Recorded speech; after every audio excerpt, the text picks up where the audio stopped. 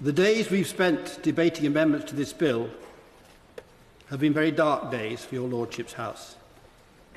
Sometimes when we've successfully scrutinised a piece of legislation in the past, it's been described as the House at its best. Without any doubt, my Lords, these days will go down in history as the House of Lords at its worst. Noble Lords, some of whom have been elected to or worked in Parliament for many years, have used and abused the gentle, forgiving system in your Lordship's House to further their own end, to stop us leaving the EU.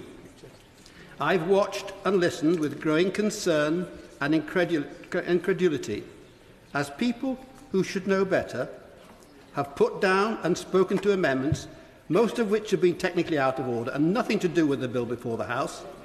It's interesting to note, and I speak as an ex-Deputy Speaker of the other place, that if we had a Speaker, and that day may now be much nearer than we think, none of the amendments put down by records of the bill would have been called, and the bill would have been back in the Commons long ago.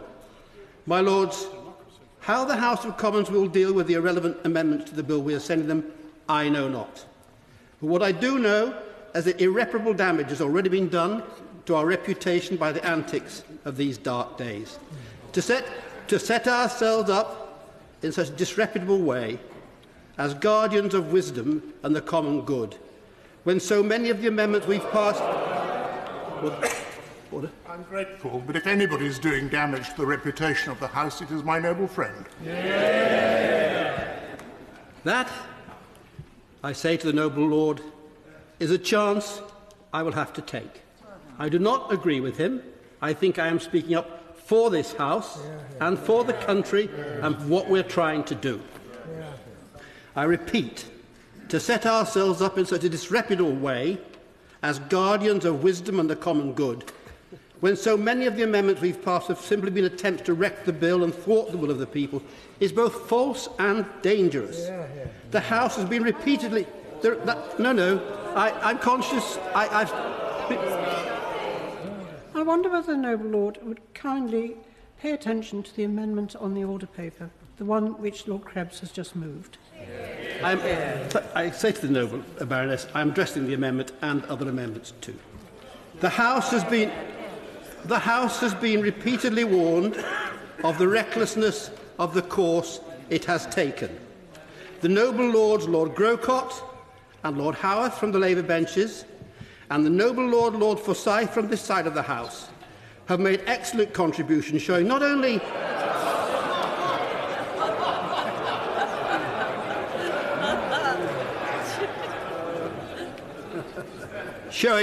their understanding of the workings of the Parliament, but also the damage we've been doing to our reputation and the dangers we've created for the future of your Lordship's House.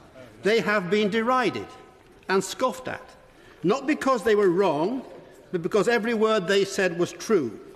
The scoffers knew this in their hearts and simply could not bear to listen to the truth.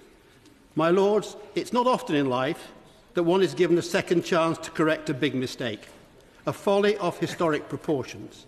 But we will be given one, and I do most sincerely hope we take it. If, when this bill returns to our House from the Commons, we all accept in as healing a way as possible that whatever side we've been on and however we have behaved, our job is done, and we should no longer seek to impose our will on the parliamentary process.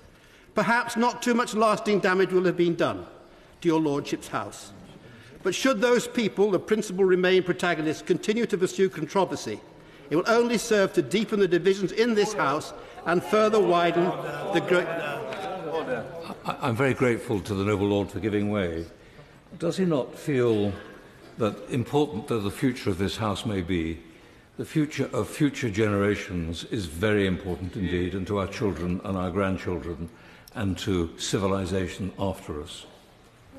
Indeed I do, and I think in many ways this House recently has been demonstrating its detachment from that.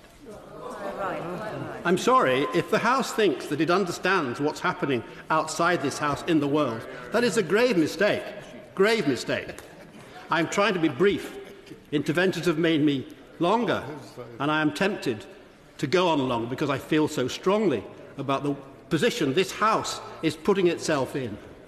My Lords, this is the most important political issue in which any of us will ever play a part. Our speeches and votes will be on record. I do not believe history will be very kind to those who continue to hinder the progress of this vital chapter in our country's affairs.